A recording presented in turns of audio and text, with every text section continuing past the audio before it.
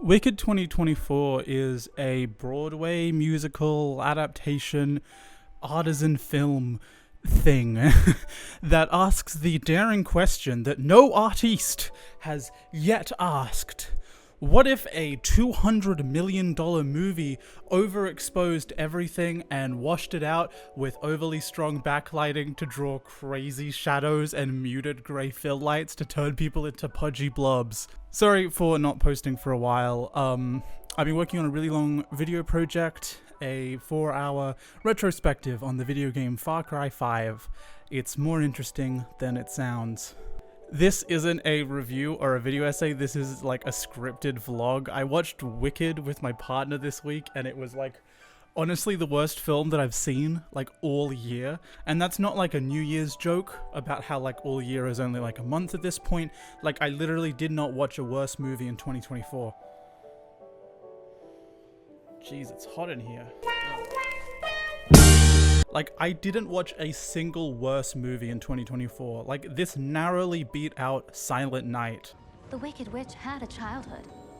She had a father, who, by the way, had been appointed governor of Munchkinland. I'm off to the assembly, dear. Munchkinland government.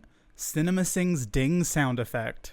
Cynthia Erivo, I hope I'm pronouncing her name right, is really good in this. Her costume design is pretty nice. I really like her in Bad Times at the El Royale, and I got really excited when I realized that's where I recognized her from. Ariana Grande isn't as good in this. Her acting is bad, her voice is floaty, but at least it's not.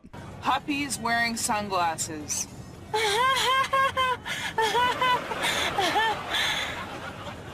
Dang it. And she's lost just too much weight for this role. I mean, it's not right to criticize celebrities for their bodies, like they're people too, but this isn't really a celebrity. This is an actor in a role who isn't the right fit. Her singing is loud, and as talented as it is to hold a high note for this long, I find it really screechy. I'm sorry. The studio decided not to market this as part 1 of a duology at all, and to instead drop a 2-hour movie where 13 minutes in you're jump scared by Wicked Part 1 and the sudden realization that this film won't end conclusively. It's like they knew nobody would show up if they knew that this was a Part 1 and it wouldn't end properly or at all. This whole film has Barbie Princess Charm School vibes, and that's not a compliment.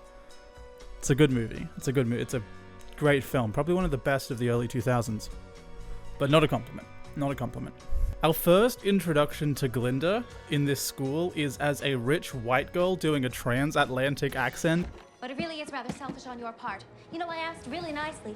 Who shows up at a private school and is immediately racist to the Irish farmer by getting his name wrong and calling him a made-up name that rhymes with a slur for Irish people. I suppose they called the movie Wicked because nobody would have come to see Glinda Goebbels and the Irish need not apply. They are gonna miss me so much. My parents don't even know I left. I'm Buck. I'm from Munchkinland. You know what I believe, Vic? It's Vic. It's Buck. I love my disabled daughter, but not my green daughter.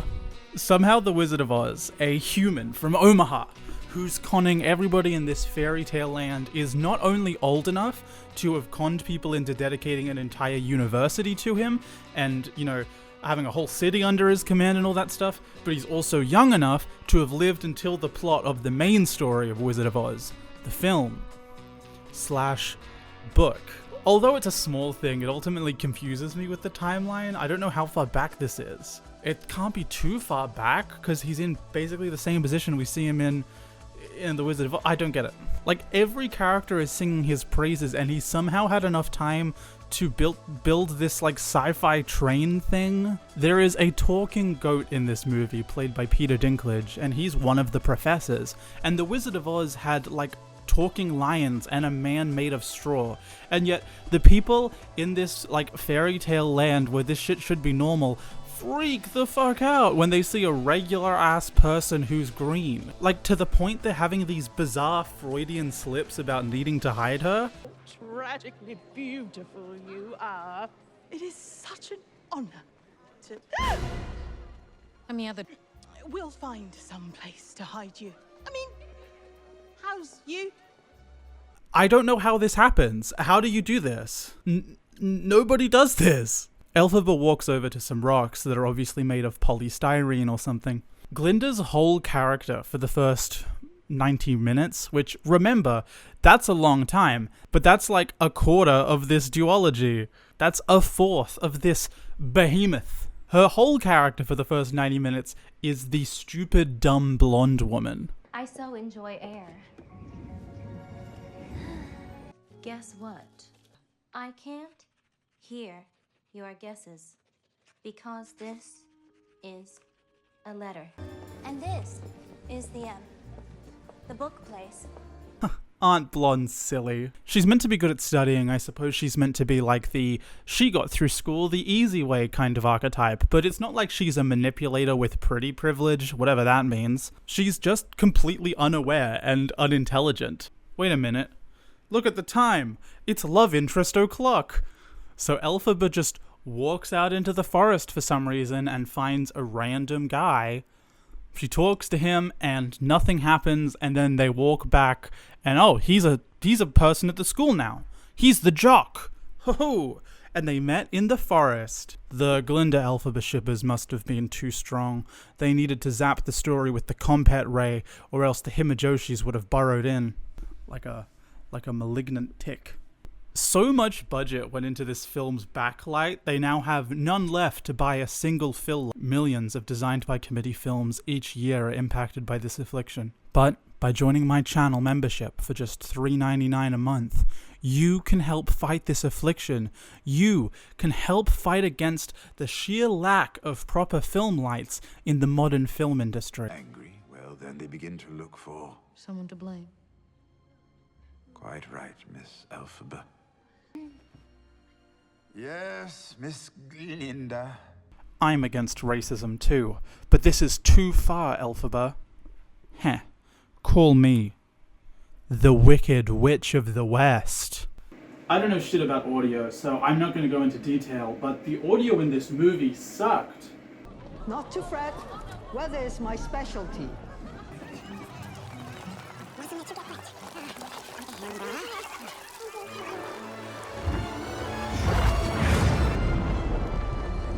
What are you talking about? They're already drenched. What took you so long? You're so evil. You're so... wicked. Elphaba, that's not what I meant. Why'd Dorothy walk on this stupid yellow brick road instead of using the convenient unmanned train that goes straight to Oz? So I recently watched the 1948 Oliver musical where there's like huge casts and they sing and they dance around the streets of a town set, and all of this has like clever choreography, background gags. It just makes you smile with how much fun they're having. It's like they'd still be dancing even if the camera wasn't here. It just feels so alive and it just really makes you happy. And then the week after I watched Oliver, I watched Wicked, where people just disappear off screen. They're dancing right towards the camera, like in just this really disingenuous way. I mean, the choreography is like lively adjacent, but it's fake. You can see here there's nobody off camera doing this. Like, look, there's just nobody on the sides of this shot. The town is dancing, but it's just a bunch of actors. They don't look like they're having fun. It feels like it's corporate. There's more soul in the Office Nobody But Me segment than there is here. Oh wow, look, it's a long take. They're gonna do a bunch of... oh, okay. They did one dance move and then the camera tracked forward. Okay, bye dancers. Did shrinkflation hit? How did he go from this to this? That shrinkflation joke was by my partner. They're so much funnier than me. Okay, so in this shot, Oz is like holding this flying thing. And he's gonna throw it and then it's gonna fly. Obviously, you can't make a magic flying thing in real life, or you could, but you know, it'd cost more money, so they're just going to do it with film editing, which is good. This is how you're supposed to do it. So you would use some kind of creative edit. He would throw the prop, and then they would maybe rotoscope it out, and replace it with a CG object. Here's a bottle of water. Oh, I'm gonna do a big exaggerated motion to use movement to hide this rotoscope. And I've got a plastic bottle in my hand now, and it's a CG object. So that big exaggerated motion can continue and it flies off screen. Something like that, right? But they need to make it easier. I know that they could do this. It's a $150 million, I think, movie. They totally could do this edit, but instead they make him walk behind a curtain to make it easier, because then the only thing they have to edit is the silhouette, which is much easier. Using our water bottle analogy, this is the lazy person's trick. Ooh, I'm going off screen.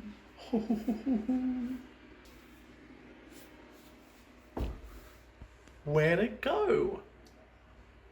Where'd the water bottle go? It's a pretty lazy editing trick, just going off screen, you know. But whatever. Maybe they could even use the moment that he goes behind the curtain to have an intern switch out the object, you know, before you see. I don't know. Perhaps the curtain is cleverly paralleling that this is the man behind the curtain. Wow.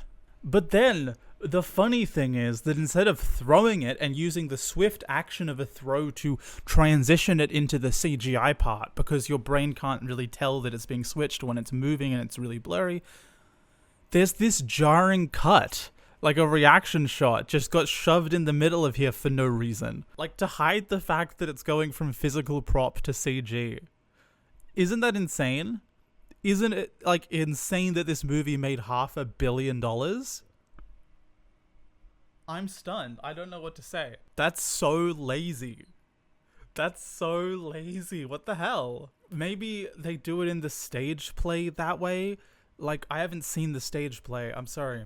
Maybe in the stage play they have him go behind a curtain and he's got the non-flying prop and a guy behind the curtain, maybe in a black suit or something so you can't see him, swaps out his throwing flying object for something simpler, or something that actually flies, like a decorated balloon or something. You know, so maybe the curtain was part of the stage show, and so this is like a reference, but it's bad. It's lazy. I'm sorry. It's lazy. It's bad. Then the teacher from school appears. I suppose she got here by using the other unmanned train from the University to Oz City, just off screen, and not the one the characters were on. How'd she get here? Is it magic? Why didn't they magic Wicked over here? Hey, so this is a cool thing. I'm gonna compliment the movie right now. I really like this bit. Okay, so the words in the incantation for this magic spell that she's doing at this point in the movie, they all rhyme. And that's pretty neat. But the cool bit is that they put a really slight auto-tune on her voice to make it less human. You know, more ephemeral, more ethereal. I don't know what pitch it's set to. I have a bad ear for that kind of thing, but it just makes it sound more really magical, like a cursed grimoire should sound. I kind of liked that. I'm going to play the clip for you so you can appreciate it. Aben Aka, Aben Krahu, Aben Kanat, Aben Unku, Aben Kanaf, Aben Yana, Aben Vinya, Aben Ava, Aben Akrahu, Aben Kanat, Aben Unku, Aben Nu, Pata, Him, Tafnu, Solka, Sakat, Sashmu, Raspu, Sobek, Watat, Heket, Motet, Nefti, Nakbet, Ra! Okay, I hope you caught that. If not, you can go back and rewatch it. It's a bit subtle. I'm glad I noticed it. It's a good detail. Nyeh, Madam Morrible. Now I have the book that changes reality. I'm going to use the spell that removes you from all other Wizard of Oz material because you're not in the original movie. Where was she? So Oz has come back from a post-war America, and he's realized that you can really easily get a lot of power very fast by giving people a racial pseudoscience to get behind and round everybody up and put all the oppressed animals in cages. And he says this directly to the camera. And our main character doesn't want this fascist stuff to happen. That's normal, I think. That is the correct reaction. I'm going to put a little ding on screen and you can see, the reaction you're meant to have is, oh no, That's a good thing that she's standing up to fascism. But the weird thing is that now, when Dorothy, like, kills her and fucking kills her and fights her army of flying monkeys, you know, what she's actually doing is killing the only vanguard fighting against the fascist Oz, using an army of the oppressed, mutilated victims of Oz's anti-animal tyranny. Call me wicked. This is a problem with prequels in general, you know, prequels about a villain. How'd the villain end up that way? They always make them sympathetic and right. That always makes it sort of a problem when they have to do the evil stuff that gets them killed in the end, you know, by the main character.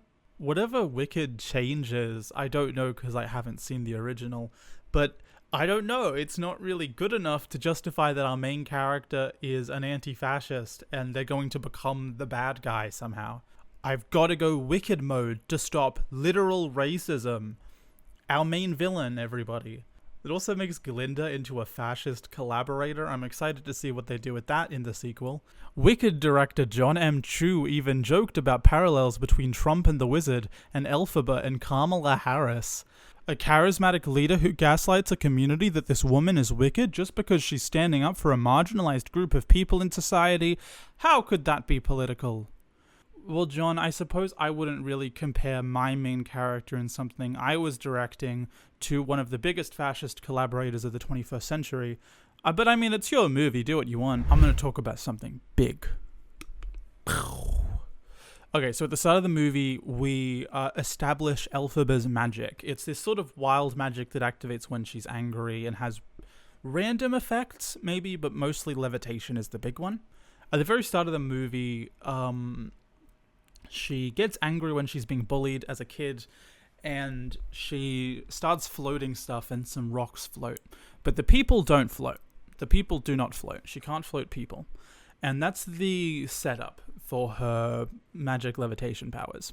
Then, close to the end of the first act, she gets really, really angry about some injustice or another, and she starts levitating all the things around her again. All the furniture lifts up, some rocks and some dust and stuff. None of the people are floating. She can't float people. But her sister, who is disabled, is in a wheelchair, and her sister floats because she can't float people, but she can float, you know, wooden objects. So her sister in a wheelchair starts floating, and, you know, even though she can't float people, it seems that the wood in the wheelchair floated and it brought the sister up. So this is actually a really clever setup and reminder for a payoff that's going to come, like, right at the end of the film. At the very end, they're in a hot air balloon, and the balloon part pops. But don't worry. You're a savvy viewer, so you remember that they're in a wooden basket. So even though she can't float them, Elphaba can float and levitate wood, even with people in it. She forgets. She forgot that she can do that, so she doesn't do that. I mean, I'm sure she's really angry because she's about to be killed and is running away from, like, fascists that want to oppress animals. But she's not angry. She's not angry enough. She doesn't really care. She's not going to levitate anything. She doesn't care. She's fine. But then she enters the broom room. And I went, oh, that's why they didn't use that payoff for the basket. Because as we all know, the Wicked Witch has a magical flying broomstick. That's like her thing. And this is the room that has a broom in it. It's the broom room. And we draw attention to the broom. She picks it up. She puts it in a door, and, you know, we linger on it for a second as if to say, hey, it's the broom. It's the broom. It's important. Did you notice the broom? Don't forget about the broom. And the broom is made of wood. Oh my gosh. That thing from 2 hours ago that you remember because you're a savvy viewer, you know, that she can float on wood with Elphaba's levitation magic, but only if you're sitting on a broomstick that's made of wood, it's coming back. And I went, oh my gosh, that's so cool. She's gonna get angry, maybe she's gonna fight with Glinda, and they have an argument, and she ends up getting angry and floats the broomstick, and then we, like, she looks at Glinda with this knowing look and realizes what she needs to do, and she's inspired by her sister, and you know, she thinks about her sister and is inspired by her, you know, and she's gonna use her magic, not the evil magic that the fascists gave her, the magic book. She's gonna use her inner sense of self, her connection with her sister, you know, to harness that magic, and then she picks up the magic book and she reads a spell that makes the broomstick float. And she doesn't use her levitation powers. She enchants the broomstick to just always float.